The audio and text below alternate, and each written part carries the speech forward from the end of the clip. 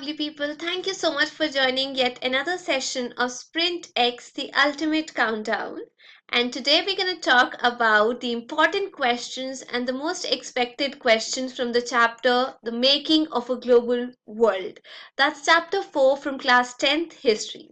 So before I get started with the questions, there's been a good demand of few people and request from you guys asking me to probably cover important points or the summary of the chapter before I jump on to the discussion of 3-mark question, 5-mark question or so on. So yes, I'm going to tell you a bit about the chapter. Yes, this is that particular chapter where we're going to talk about the 16th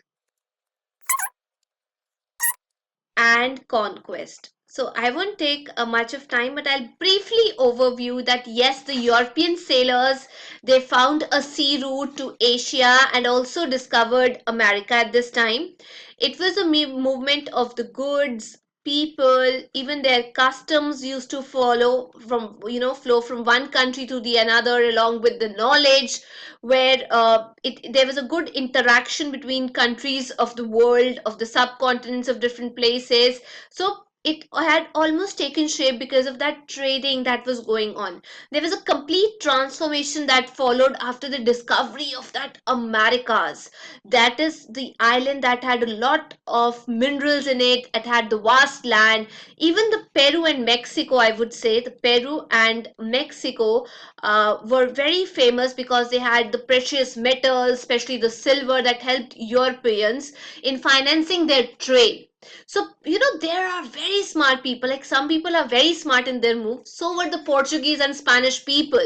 They decided, okay, we're going to colonize not by using arms, but okay, we're going to make use of a very special weapon, that is smallpox, the diseases. So it is because the Americans were immune, they were isolated from the rest of the world for so long that they thought, okay, the smallpox weapon is going to work in their famous and they, in their favor, and they're going to get hold of the people living in that area. So the Europeans who did not reach that area till then, it was like this smallpox, it killed and I would say eliminated communities, and communities paving the way for conquest. This is how sharp the people were. Now, what happened when a lot of trade takes place, the world economy takes a big shape. So your in Britain, the government abolished, the corn laws because the country was growing. There was industrialization. So initially, they had restricted the import of corn from India. So yes, later corn laws. It is that chapter that talks about corn laws that were imposed and then later on abolished, because initially they were imposed because the peasant group, they had pressurized the government that you should probably impose this because we are not making money out of it. There are cheap import of goods, so how are we going to make money? So government did impose corn laws. After that, because of the pressure made by the industrialists, these laws were however abolished. So because there was no source of revenue that the peasants could earn, so vast section of the land was left uncultivated.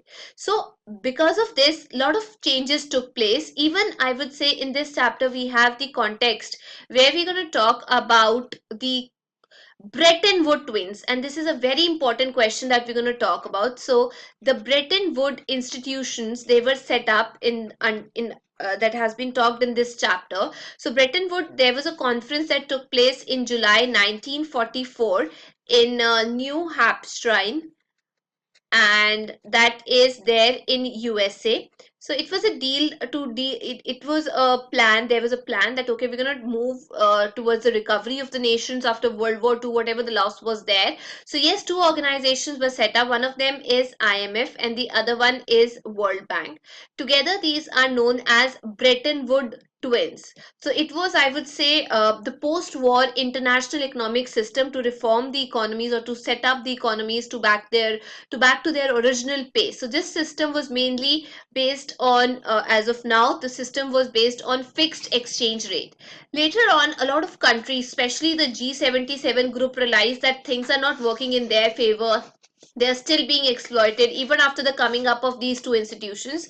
So G77 countries came up with a new group a new economic order that is known as NIEO, so that they could have a control over their own natural resources. They could decide that which source is to be utilized when, and not all the colonizing powers are making use of their resources and keeping them at bay. So yes, this is all a bit about the summary. Of course, with the questions, we'll come to know what are the important stuff that we need to cover. Now, before I jump onto the 3-mark question, let's first talk about this 3-mark question. I want to ask you quick. I want to have a quick test. I hope you guys will be in a position to answer. So, okay, the first 1-mark question is, you better be very quick. I hope all of you are ready with the answer. So, the very first question is, which disease spread like wildfire in Africa in 1890s? This is the first question. Looking at the answers, yes, I get it. Yes, guys, your answer is right. It is the cattle plague. Very good. It's a cattle plague known as Roterpest. Okay, the second question. Let's be very quick. Which food traveled? I'm going to repeat it. Which food traveled to West from China? This is the second question. From China to be called as spaghetti. Let me repeat the question. Okay, I get good answers. Yes, guys, it's noodles. So the question is, which food traveled to the West from China to be called as spaghetti? You guys are right there. Good job. Okay, third question, very quick question. What were canal colonies? What were canal colonies, guys? Okay, yeah, you guys are right. Very quick. They are the irrigated areas. Again, you nailed it. Super cool. Okay, next question. Okay, the question is, what was Rinderpest? This is the question. What is Rinderpest?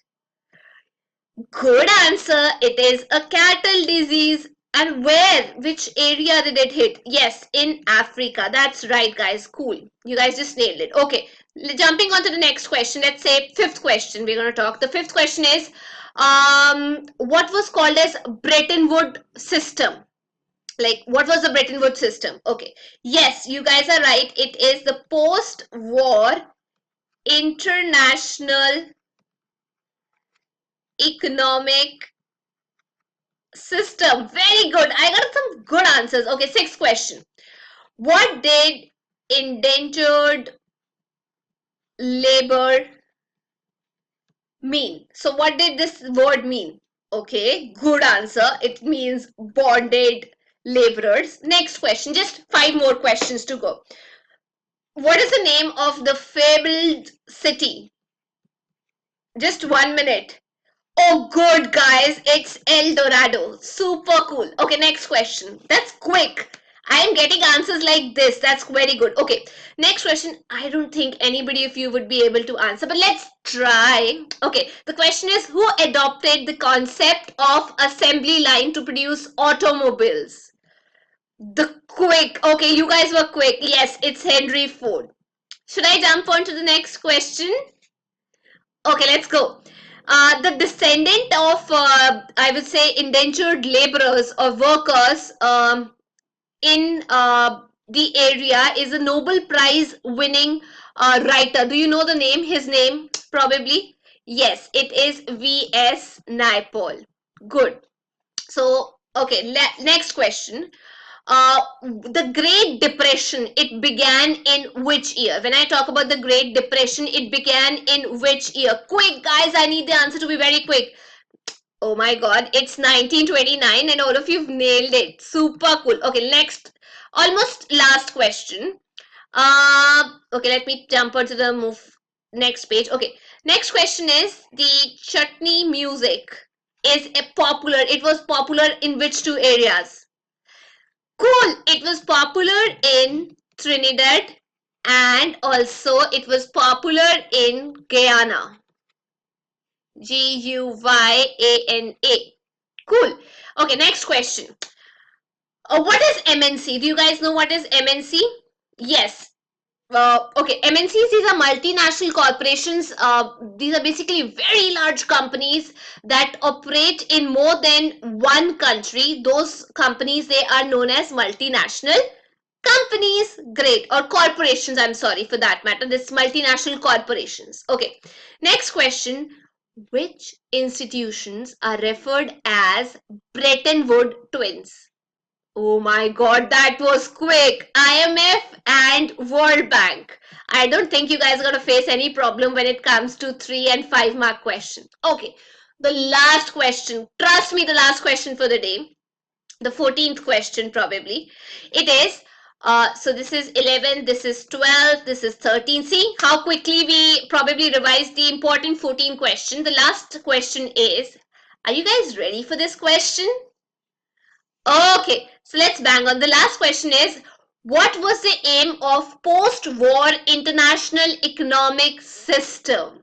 What was the aim? I'm going to repeat it. What was the aim of post-war international economic system? Yes, the aim was, number one was to preserve economic, you guys are very smart, economic stability, and also to ensure full employment in industrial world, especially full employment, that too in, you have to mention, in industrial world. See how quickly, just in 5 minutes, you were able to cover so many questions. Okay, now jump onto the let's jump onto this question, that is the very first question. I'm going to talk about, take a 3 mark question. I'm going to talk about it. The question is right here. So this is a 3 mark question, and talking about this question, before the arrival of outsiders, most of the Africans had a little reason to work for wage. Explain 3 reasons. So we've been discussing this question. So imagine Africa was basically dominated, split into sections, like lines were drawn across a map of Africa like anything. So what were the reasons that, okay, people felt that, okay, we don't need to work for wages? So when does this question come? Like, you don't have to work. Anybody who's sitting back there enjoying a good meal at their place, probably they're self-sufficient. They are not being dominated by any other power, external power. That is why you guys are in a position to enjoy meal 2 days. Sorry, meal 2 times a day. Okay, so same case was here also. The Britishers, before Britishers or the European powers, they decided to attack Africa. It was basically a self-sufficient economy. So the question is, the answer to this question would be, see, historically you have to answer it in points. If not given it in points, try to answer it in points. So historically, I would say Africa had a very abundant land. It has good number of resources, and a very small population was there. So for centuries, I would say, like I discussed with you guys, it had sustained itself, the livelihood of the people. People really felt a need to work on wages. So however, in late 19th century, now this is going to be the introduction. First point is going to be here. This is the introduction, this is going to be the second point, and this is going to be the third point. So divide the section into 3 sections, 3 points. Given the introduction that, you know, Africa had a very abundant land, but a very relatively a very small population. This is, you introduce yourself or the answer. Now, the very first point is, they were having the land and the livestock that was sustained. Like people never used to feel that there's a need to work for wages. Second, what happened in Africa, there were very few goods that they had to buy from outside. Basically, they were self-sufficient. But if I talk about the basically the people who attacked Africa. So what happened once they attacked Africa? The Africa was divided into sections. Their land was taken away by the people, and then they had to work. You know, there were some policies that were introduced. The hereditary laws were changed by the Britishers and the European powers, because of which they could not inherit the property. Property never went on to each and every person in the family that followed. So it was just one who could own the property. So because of this, the change in the laws, the change in the practices, there was a dire need to look for other options or other sources of employment. So that is why, that is going to be the other reason that you guys can add apart from this. That is how the European powers, they sort of manipulated the situation, change the laws, and force the people to work for them to ensure that they get revenue. So to summarize this, I would say there are three important points that we just discussed. Number one, that they had abundant land and the population was very scarce or maybe scarce. Second, the land and livestock had traditionally been sustained, been sustaining their livelihood since ages. So it was quite on the sustainable lines. The third important point is Africa had, I would say, vast mineral resource. So they really worked for wages. So it is the mineral resource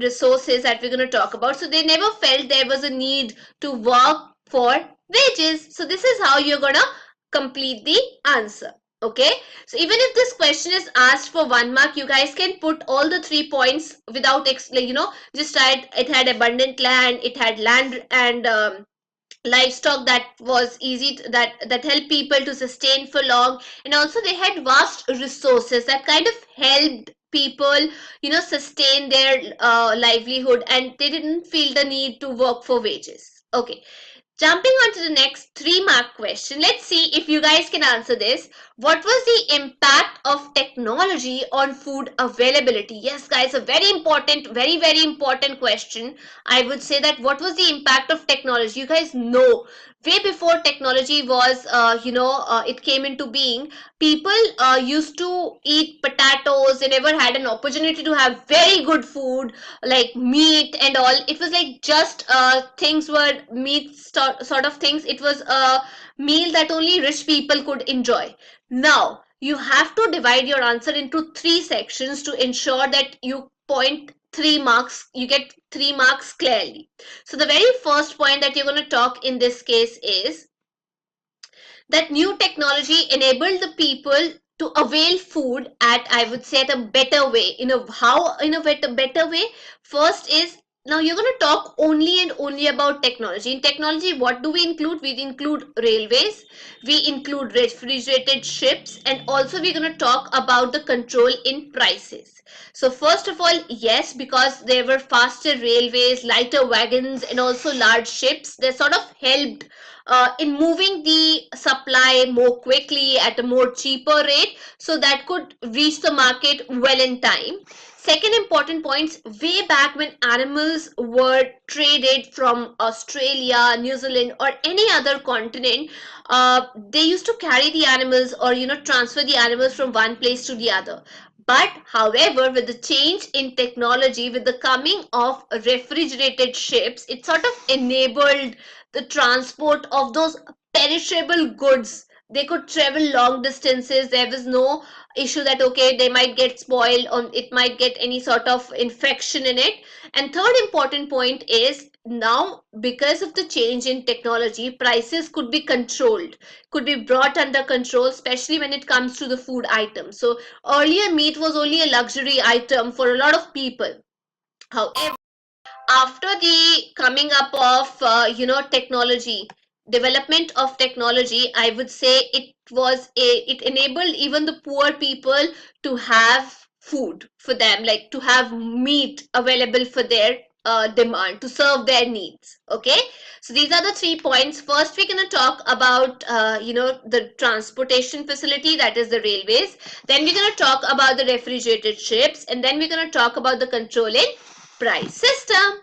Easy to go. Next, jump on to the next question. So the next question is, oh, you can even add these points, like I forgot to mention, what if this is asked for a 5 mark set? Now I've added other points also. Now animals could be slaughtered, like I just discussed. You guys can differentiate into a second point. Now animals could probably be slaughtered for food in America, and they could be transported, rather than transporting live animals, like we generally used to go in for that. The cost of transportation was reduced because now we had refrigerated ship and we didn't need to carry a lot of bulk stuff that is not required.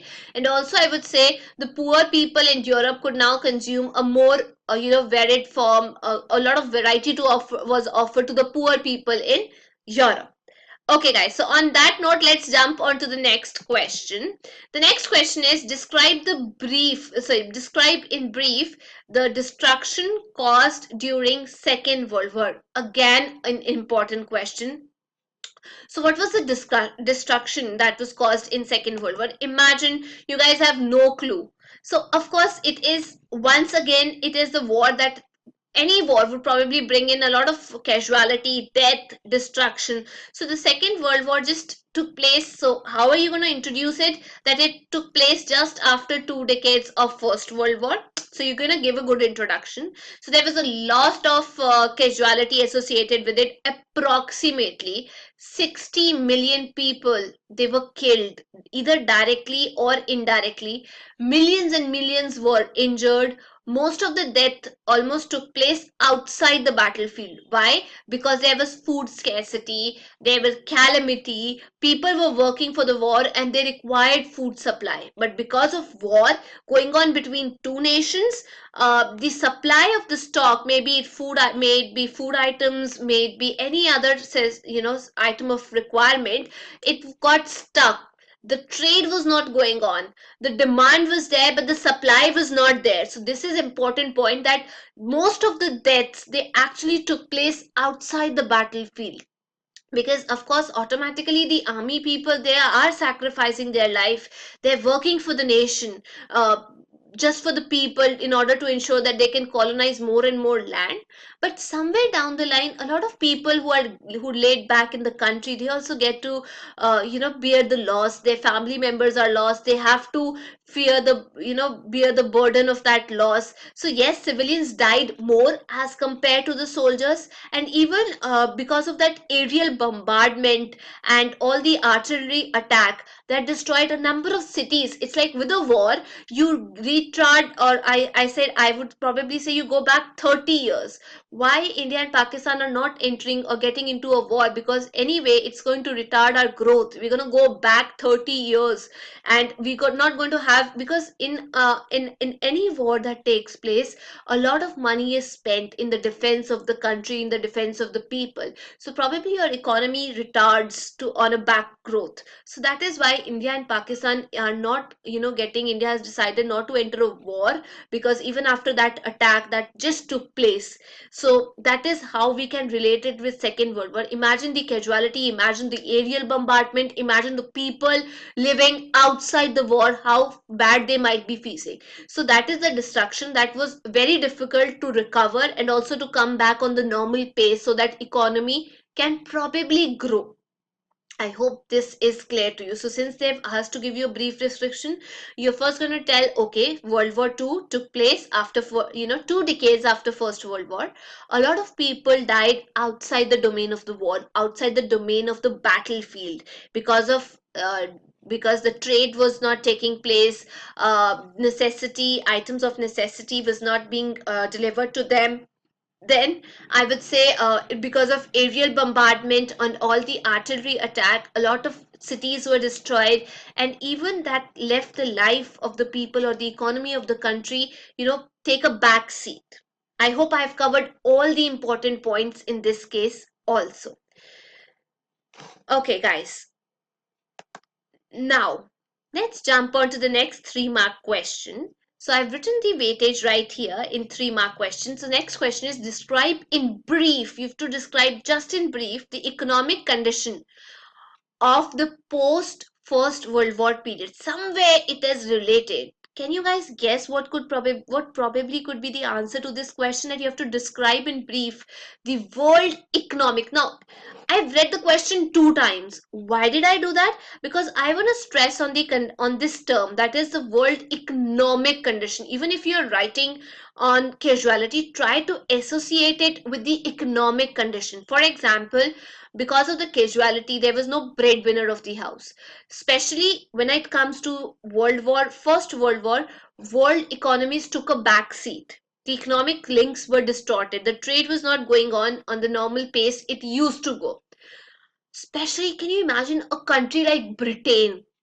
In First World War, it had to borrow large amounts of money from United States. Like, United States had almost turned into a creditor. The government, the people of United States had given loan to the countries of the world. They had actually sponsored the war in a way. So yes, Britain's borrowings increased. Imagine when you're having a war, can you have peace? Like imagine you had a quarrel with your friend. Of course, you have to take. You probably need. Imagine you're having a fight with your friend, so that's the scenario. So you are having this fight. Of course, you're not going to invest into something good. You're going to waste your time and the other person's time. You need support also from someone who's right there at your back, even if it gets more violent or something like that. And plus, you can't be at peace. You can't, recover from that phase for quite some time. Now associate this situation with the situation that is after First World War. So Britain's economy, because it was leading the war, I would say, so it had to take support or money from United States. So yes, United States had turned into an international creditor. Economic situation we are talking about. Then India's at that time, India took a very important turn. So countries like India, they started focusing a lot on their industrial growth. So yes, if I talk about three countries to be appropriate, economic changes were varied and vast. Britain got a backseat when it comes to its industrial growth. However, it had to borrow large amount from United States. Then talking about United States, it turned into an international creditor because it had to give money to the people. So okay, it turned into an international creditor. Then industries in India, they sort of boomed. So that is how you can associate it with real life situation. Like you are in a war, you can't be at peace, you can't study at that time for your board exams and stuff like that. So anyway, you'll be at loss. So these are the important answers, points that you have to make sure that you write when you're answering the question. On that note, let's jump onto the another 3-mark question. The question is, you have to explain how First World War was so horrible a war like none other. So any war, may it be any war, I would say it was like just, industrial growth had just taken a shape. So this world war, it involved the leading industrialist nation. And because of that, modern equipments, because you have to focus in First World War, we saw quite a growth of industrial, industries were doing really well, because of which this war, because industries were producing, machine guns were there, aircraft was there, chemical weapons were there. So we saw the use of, it was horrible. Why anything would turn horrible? If you use your traditional weapons, if you make a paper ball or maybe something of a sheet, it's not going to harm you. But it turned horrible. Why horrible? Because people had at that time good equipments with them because of the industrial growth. They had modern equipments like machine guns, aircraft, chemicals, because anyway it was related to the world's leading industrial nations. Then most of the people who were killed, they were basically men of the working age. Guys, it's not man, it's men. So they were the men of the working age who could probably do very well for the country, who used to earn or work for wage for their family to feed their family. So this sort of reduced the workforce in Europe. Women can't work for long. Of course, they did the job in a very good manner, but they can't work for long. So that is like abled population who could probably become good workforce for the country, because these countries were industrializing. These countries were one of those industrial nations. So anyway, the workforce was reduced, the population, and also economies were shattered. The life of the people was not on track. So everything was going topsy-turvy. So situation, yes, drastically changed. I hope I'm clear with this answer. So when you answer this, let's revise what you've done. First is fight between leading industrial nation.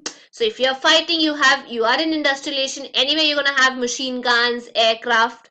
So because of these machine guns and aircraft that you use, you're gonna make a lot of casualty. And how is it going to impact the people?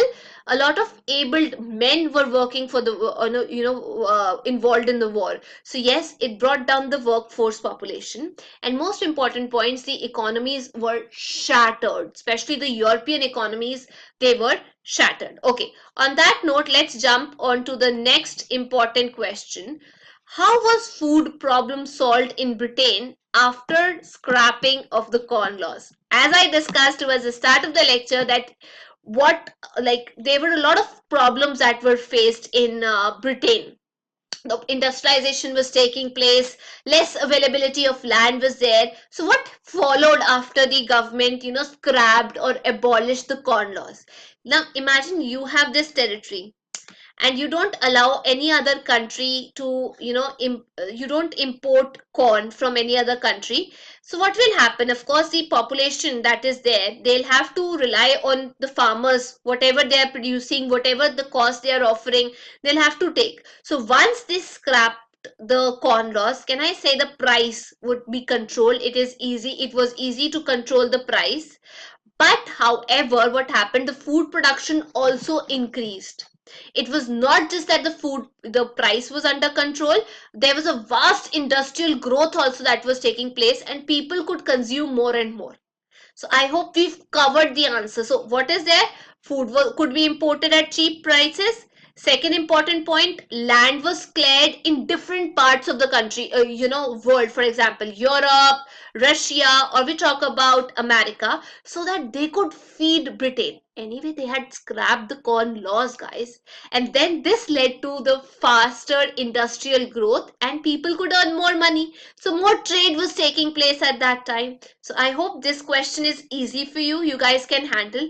Okay, what if, guys, I asked another question from you guys that let's jump. Let me ask you another question in this case, that what were the three, most important, I would say, flow of things that was taking place that, impacting the trade or okay, I got good answers. That's cool, guys. Everybody's taking. Okay, it was flow of. Yeah, so the question, I'll repeat the question, don't worry. The question is, let me write it here. Three types of, you guys know it, three types of movements or flow within the international economic exchange that was taking place. Like you guys are telling me, okay, it's going to be flow of goods, very good. Second is going to be flow of labor, good. And third is going to be flow of capital. That can be long term, the flow of capital can be short term. Good, guys. Okay, jumping on to the next question. Describe briefly the effects of Rinderpest, that's a cattle plague, in Africa in 1890s. Yes, we discussed it in 1 mark question. Let's see if you guys can answer this question or not. So effects, like cattle plague anyway is going to affect the livelihood. People won't have sufficient stuff to eat, and because of this, I would say, Africa was easily, European powers were in a position to conquer Africa, to colonize African nation, because they had imported it, because of it. See, how was it imported? The Italian soldiers who had brought a horse breed, it actually had this disease in it. So Italian soldiers were brought to conquer Eritrea. It's in Africa. So they wanted to capture Eritrea. Yes, you guys getting the points. So because they were brought there, they had this horse that had this particular disease. It spread onto the cattle, rest of the cattle, and because of this, there was a loss of cattle that destroyed a lot of people's livelihood. Then the planters or maybe the colonial government, they could strengthen their control, because now because see, cattle is not there, people are not in a position to earn money. Now the position of the colonialist government is becoming very strong. Why? Because they can make use of the people they had infected, though it was unintentional, but anyway they had made them their slaves. So this is how they made benefit, got situation to their favor. So yes, they got a good forced labor from Africa. And third important point is, Africa was completely subdued or conquered by the colonist powers or maybe the European powers. So imagine the sequence: bring in the disease, loss of livelihood. Loss of livelihood means you can get labor, forced labor, you can go in for that. Forced labor means automatically you are colonizing that nation. So yes, these were the effects of Rinderpest. I hope it is easy for you guys to remember now. I'll repeat it once again. Italian soldiers brought this with the horse breed that they got with them to capture Eritrea. Then this led to loss of livelihood. Loss of livelihood means the people, the laborers are left, without an option. They have to anyway work for wages or the people who are conquering them. And then because of this, I would say Africa was completely colonized by the European powers. Cool, guys. Okay, so on that note, let's jump on to the next question. How did global transfer of diseases in pre-modern world help in colonization of Americas, like I just discussed with you guys? Yeah, that's right. The Spanish and the Portuguese people, they got smallpox and they thought this is the best weapon because people in America, they were not related to the rest, they were immune, they were not in touch with the rest of the people. So this went in favor of the colonizing countries. It was easy for them to get hold of those areas and to colonize them. So let's look what the answer is. If this is for 5 mark, I'm going to talk about the 5 mark. So I just discussed Portuguese and the Spanish people, they conquest and colonized America, and they used their, you know weapon, I would say special weapon, that is the diseases, especially the smallpox was used. So rather than using the conventional military weapon, they thought we are very smart, we are going to do something very different, we are the bung people anyway. So yes, they used germs like smallpox to carry, it spread like wildfire. You get infected, you pass on the disease to the other person, and the other person also gets infected, is how you can probably make the entire population come under your control. So because of that isolation, that Americans inhabitants were very immune, they were not aware of the diseases, so they didn't have any cure to this. So this particular disease, it proved to be a deadly killer, and once it was spread deep into the continents, it was easy for them, especially the European powers, to colonize the country and bring a lot of people under their control. Is it clear to everyone? So let's revise it once again. It was used, this colonizing weapon, this non-conventional military weapon of diseases or germs, was basically used by Portuguese and Spanish people. Second important thing, the American inhabitants, they were immune to such sort of diseases because it came from Europe and they never had these diseases at their place. So they sort of made use of these diseases and try to control the entire population and colonize that area. So I'll write it for you here. Once again, it's a very important question, so let's do this. Number one is the Spanish conquest and colonization of America was, it actually took place in, first you're going to give an introduction, in mid 16th century. Why and how? Because they never used the conventional weapons. They were using germs like smallpox, which spread into the region.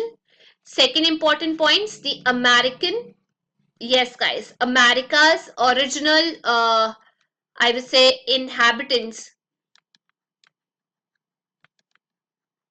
they had no immunity against these diseases that came from Europe. Third important, it proved to be a deadly weapon because it spread deep into the continent before any European could reach there or have a fight with the people there.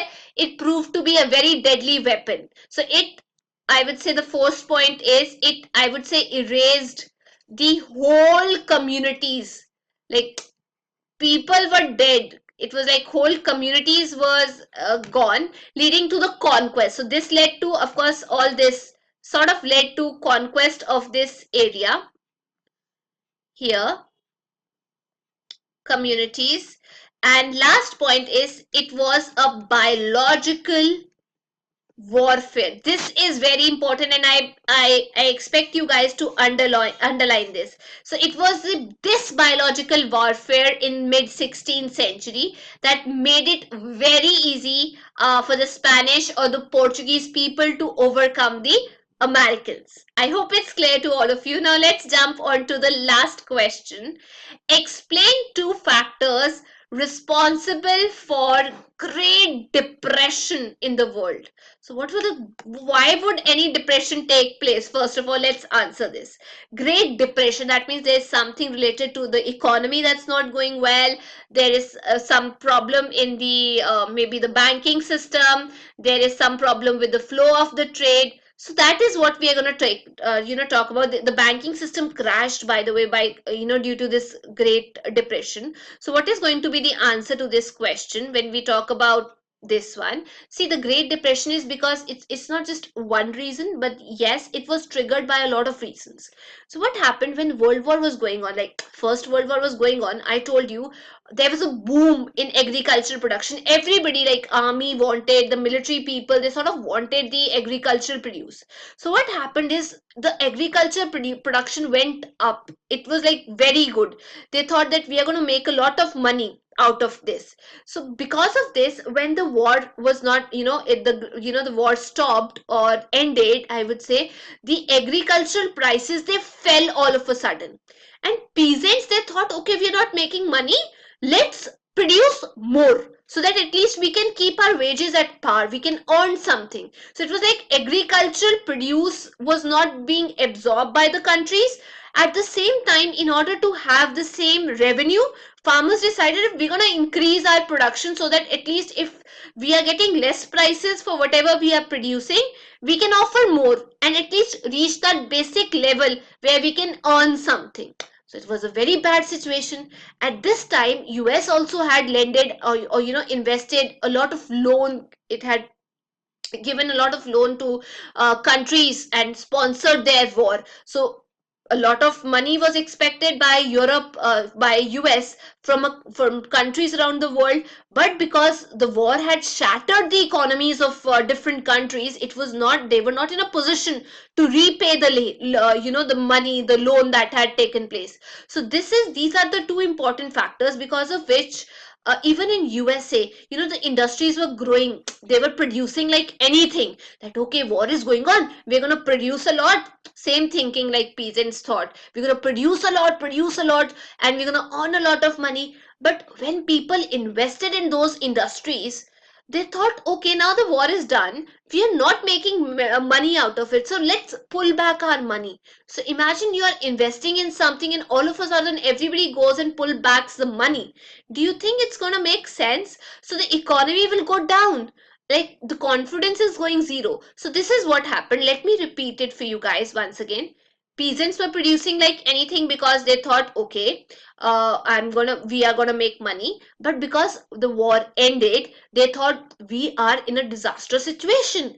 We are not being offered the right price as we were offered during the war. So they said to keep it at par, to keep our revenue at par, we have to produce more. And in order to when they started producing more, there was a glut in the market and nobody was ready to take it. Second important thing, back in USA that had turned to be a global creditor, what happened is the people who had invested money in the companies in USA, now the companies could not sell off their products or their stuff to anybody because nobody was ready to take it. The war was done, they were done with the war. So what happened? Everybody started to pull back their money, and because of this, the US economy shattered. So this led to a situation that is known as the Great Depression. That was because US was concerned or connected with a lot of countries around the globe. So this sort of brought a very devastating impact in the countries all over the globe. I hope I've made this point clear to all of you. So this is the answer right here. You guys can read it. So on that note, I would like to thank you for joining today's session. I hope you guys enjoyed today's session. For more sessions, stay tuned. We're going to upload more videos. To get the PDF link of these questions that I just discussed, of course, they're not going to be 1 mark question because that's there in the video. So to get the PDF link, you guys can download the app that's there in the description box.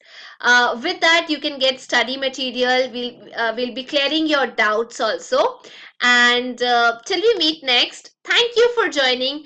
Take care, stay healthy, stay hydrated, and most importantly, please respect your parents, guys. Thank you. Bye-bye. Take care.